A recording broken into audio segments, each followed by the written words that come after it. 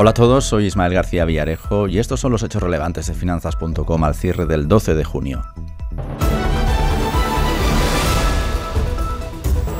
Inversores, muy bienvenidos. Josep y yo os estábamos esperando. Codina, bien conectado al centro de noticias de Finanzas.com. ¿Cómo estás? ¿Cuánto tiempo? Sí, un poco. Que no Entre coincidíamos las tú y yo. cosas. Pero bueno, has estado Sí, con Pepe Jiménez en muy buenas manos. sí, sí, como siempre. Ujú. Me cuidáis muy bien. Eso es. Bueno, a ti y a todos. No, que vaya a ser tú especial. Te mimamos un poco, pero a todo el mundo también.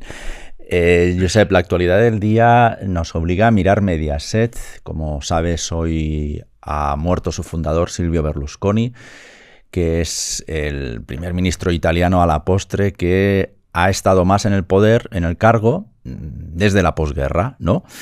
Entonces, bueno, ya la banca de inversión milanesa, bueno, da por descontado que los herederos van a venderse Mediaset Italia. Bueno, Josep, tenemos que mirarnos el valor porque además creo que no le ha sentado nada bien. Corrígeme con los últimos datos que tengas disponibles. En bolsa, ni siquiera la Mediaset española, me temo. No, está corrigiendo. De hecho, ha perdido los mínimos que había marcado en el mes de marzo. Y bueno, pues la caída pues no le está sentando bien al valor, ¿no? Ujú. La situación es un poco delicada para el título, por eso, precisamente por lo que comentas, ¿no? De que puede haber presiones vendedoras y todo el afán o toda la idea que tenía Berlusconi de ese gran imperio mediático para controlar pues temas políticos y económicos expandiéndose por toda Europa, pues parece que puede quedar realmente truncado, ¿no? Ujú. Antes de Donald Trump, antes de Víctor Orbán, antes de Boris Johnson, estuvo Silvio Berlusconi. No sé qué vino antes, si Jesús Gil o Berlusconi, eso ya no, no sé, no lo recuerdo. En cualquier caso, hoy ha fallecido la figura que sentó las bases para el populismo moderno. Muchas veces nos has comentado, Josep, que el mandato de Donald Trump no sentó nada mal en los mercados, ¿no? ¿Cómo convive el populismo con los mercados? Porque si cogemos la experiencia, por ejemplo, de Donald Trump, no es que le siente mal. No, bueno, más que nada no le sienta mal en teoría por las medidas que suelen tomar de mucho apoyo económico a las propias empresas del país y a los límites pues, que solían poner, sobre todo pues, en el caso de Trump, a la guerra comercial con China, todo el tema de aranceles y el intentar hacer el América Grande de nuevo, ¿no? Sí, la America Era First. Sí. exactamente su lema, entonces con lo cual evidentemente eso pues apoyaba bastante a lo que es el mercado, ¿no? Si depende del tipo de populismo que sea, o sea, si el populismo es conservador o de derechas, entre comillas, en Ya. teoría el mercado lo va a agradecer porque puede favorecer pues más a la actividad económica. Si el populismo es de izquierdas y más social, evidentemente, pues el mercado se puede resentir más. Ujú. En Italia vimos que dimitió, si hacemos memoria, Silvio Berlusconi como primer ministro en el 2011, apretado precisamente por las presiones en relación a la deuda soberana que se disparó. Tenemos que recordar que en el 2011-2012 explotó la guerra de deuda que casi se lleva por delante la moneda única, el euro. Y ahí dimitió. Silvio Berlusconi no es que haya dejado una economía muy boyante. De hecho, Italia va ahí arrastrando los pies dentro de sus magnitudes desde hace años. Yo siempre me la imagino como una nube espesa de niebla que va flotando por ahí, que nadie sabe muy bien por qué funciona, pero funciona. Pero también es verdad que está en unas posiciones por ejemplo, de creación de empresas y de inversión extranjera bastante bajas, bastante relativas, ¿no? Al final, Josep, todo esto nos lleva al momento en el que estamos, en el que el populismo sigue gobernando en Italia, y no sé Sí. si es una buena idea, siguiendo a lo que comentábamos de Donald Trump, apostar, pues por ejemplo, por valores de la bolsa de Milán. La banca, por ejemplo, italiana está en un momento, bueno, creo, y corrígeme los datos, que puede ser interesante por sus valoraciones. Pero no sé a ti, si hoy un cliente te llama y te dice, oye, ¿qué hacemos con Italia? ¿Qué le contestarías? Yo le diría que habría que seguir estando en Italia. Uh-huh. ¿Vale? Porque además a niveles de índice, bueno, de hecho está como el Eurostoxx y así que ha chocado por 2 veces en los niveles de máximos que se han alcanzado ahora en 2022, pero está muy cerca de los mismos. Una ruptura de estos niveles permitiría pues al MIB 30 superando pues por encima de los 28.200 puntos, pues llevarle tranquilamente a la zona de los 32.000, ¿eh? Es decir, que tiene un potencial de subida más que interesante también. El tema de los bancos, pues evidentemente pues puede ver favorecido, sobre todo pues por este tema de las subidas de tipos de interés. También puede haber movimientos también de concentración que se pueden dar, ¿no? Uh-huh. en la banca italiana, que bueno, pues sí que es verdad que tiene también grandes bancos, un poco con el paralelismo que tenemos en España, pero todavía tiene más capacidad que aquí, que lo que queda aquí para poder tener opciones de subida más importantes. Uh-huh. Josep, pues veo que seguimos un poco con la tesis de Donald Trump, ¿no? Interesante mirar un país desde el punto de vista inversor gobernado por el populismo de derechas en este sentido. Exactamente, exactamente. Uh-huh. En este caso, pues Meloni es heredera de todo este tipo de coaliciones, con lo cual... Apuntemos que Meloni fue ministra de Juventud de Silvio Berlusconi, es decir, que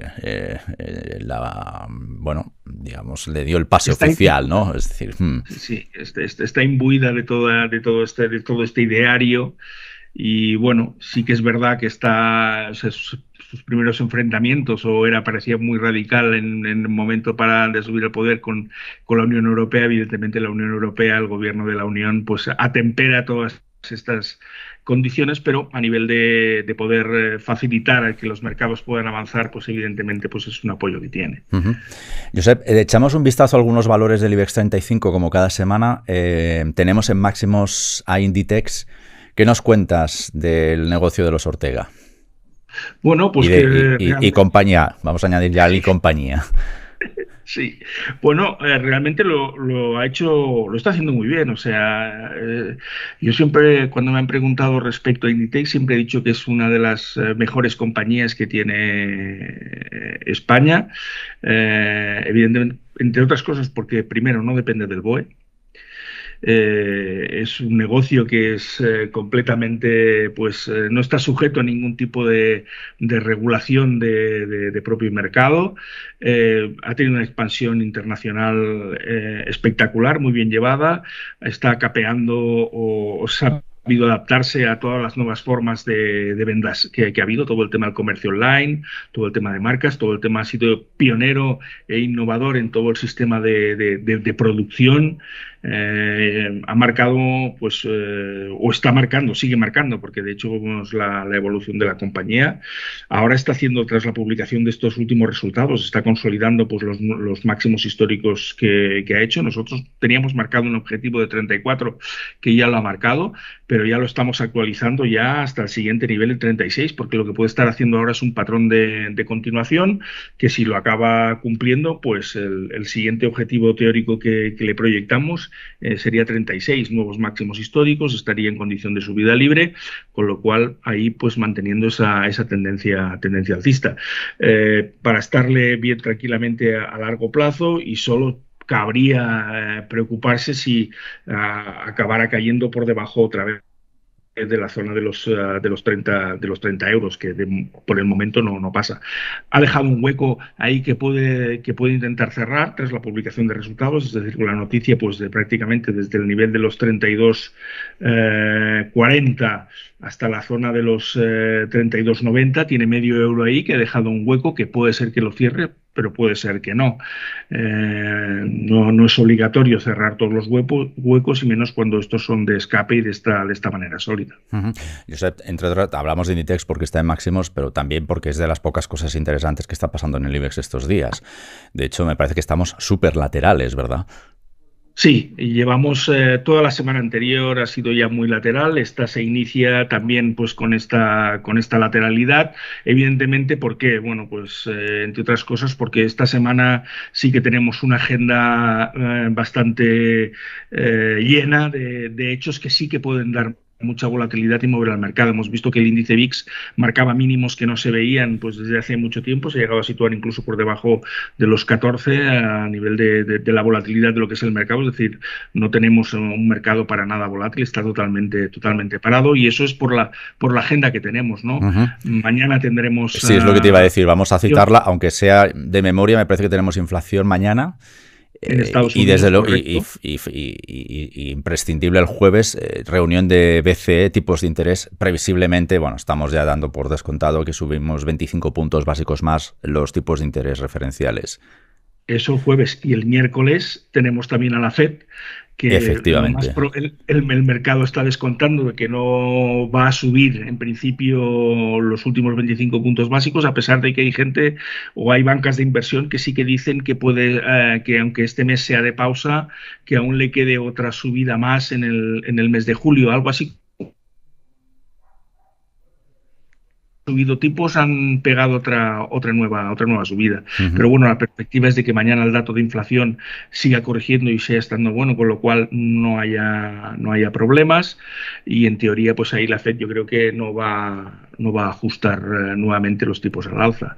Y todavía nos quedarían más cosas. Bien, pero con estos 3-4 puntos cardinales que hemos comentado, Josep, en la cita de esta semana, en la agenda de esta semana, ¿a qué valores tenemos que poner la proa? Bueno, evidentemente, si nos fijamos en el caso español, va a ser los bancos, porque son los que... Qué originales somos. Sí, tienen capacidad de mover y entonces, bueno, en función de sobre todo cómo vaya a ver el BCE y sobre todo... Más que las actuaciones, las lecturas de los discursos que nos vayan a dar tanto Powell como Lagarde van a ser los que van a poder mover o ver qué nos dejan prever más allá de lo que esperan, ¿no? El que la semana pasada hayamos visto que la eurozona entrara en recesión técnica por los ajustes que se han hecho, pues bueno, son cosas que también tienen al mercado así pendientes de qué es lo que va a ocurrir, ¿no?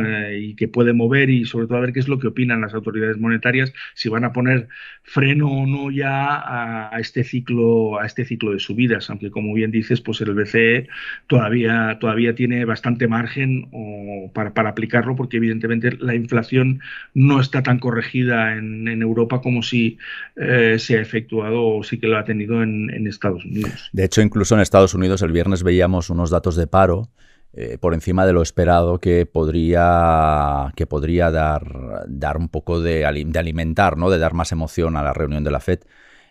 Cabe recordar que la misión principal de la FED es vigilar por la estructura del mercado laboral en los Estados Unidos. Es esencialmente una de ellas, cosa que, por ejemplo, aquí en el Banco Central Europeo se desentiende absolutamente del mercado laboral, ¿verdad?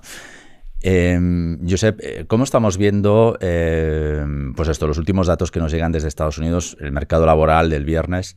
¿Qué nos preocuparía mañana como lectura de inflación en Estados Unidos? A ver, se están manejando cifras de momento muy optimistas, es decir, hay bancos de inversión que están hablando de caídas de subidas de tan solo un 0,1 en tasa mensual, que eso dejaría pues las interanuales en el 4,1 o incluso hay que está hablando por debajo del 4 ya. Con lo cual, la mirada siguiente va a ser ver qué ocurre con la subyacente, si la subyacente sigue también con la tendencia que ha iniciado de corregirse, pues realmente la inflación dejaría de ser el problema y estaríamos centrándonos, tal como bien has dicho, en el tema de los datos del paro. El problema con los datos del paro es que la metodología que se está utilizando están dando unas disparidades de cifras que cuestan realmente mucho de seguir. Claro, porque hay lecturas que dicen, bueno, tenemos un poquito más de paro, por tanto, parece que ya estamos logrando el frenazo que queríamos en Estados Unidos, que es a lo que me refería antes, así que probablemente no hay que ser tan intenso con los tipos de interés, pero efectivamente hay metodologías muy distintas. Prácticamente es una apuesta, ¿no? Saber qué está pasando ahora mismo con el mercado laboral estadounidense, al margen de que evidentemente están en una situación prácticamente de paro técnico, décima arriba, décima abajo me refiero. Pero a la hora de tomar decisiones desde una óptica de Banco Central, sí que es verdad que cuesta saber a qué lectura le van a dar importancia. Efectivamente, porque bueno, pues tenemos el tema de las cifras de desempleo, de las peticiones de subsidio de desempleo, que además tienen unos ajustes de retocar cifras anteriores que, bueno, o sea, tienen bastante desconcertado al mercado. El mercado está lanzando críticas bastante importantes respecto a precisamente a cómo se están manejando estos datos, y sobre todo también le está lanzando otra crítica a la Fed, que como en teoría, pues la teoría macroeconómica nos dice el indicador más retrasado del ciclo económico es el paro, ¿no?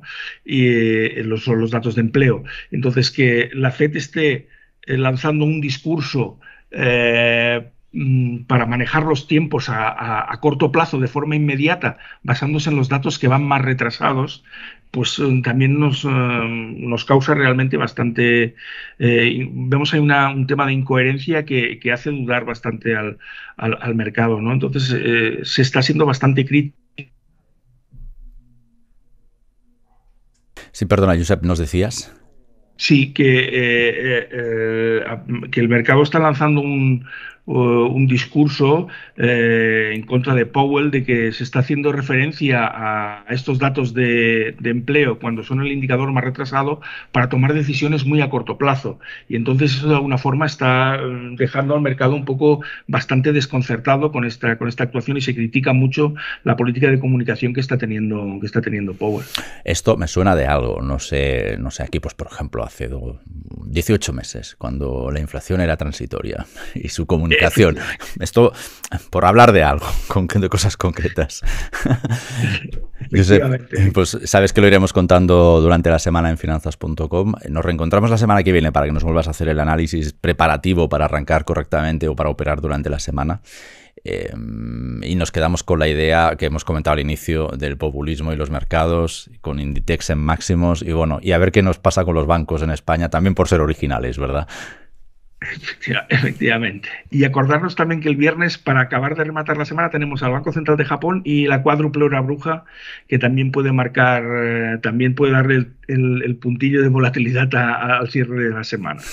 Sabes, siempre te comento que esto de la cuádruple hora bruja siempre me suena a episodio de Los Simpson, pero hay que decir que cuando lo mandas en los boletines a los suscriptores lo explicas muy bien, entonces ya deja de sonar episodio de Los Simpson. Pero así dicho sin más, es bastante la casa del terror. O sea que... Efectivamente. Josep, gracias por hacer podcasting una semana más con nosotros. Gracias a vosotros. Amigos inversores, este ha sido un podcast de finanzas.com producido por José Jiménez y realizado por Covadonga La Cruz Camblor. El próximo episodio de Hechos Relevantes lo firma Alejandro Ramírez. Se distribuye mañana martes a partir de las 7 de la mañana, con un ratito previo a la apertura de los mercados para que podáis tomar la primera decisión en base a las informaciones que comparte con nosotros Alejandro. Nosotros volvemos al cierre de mañana martes. Gracias, como siempre, por el privilegio de vuestro tiempo.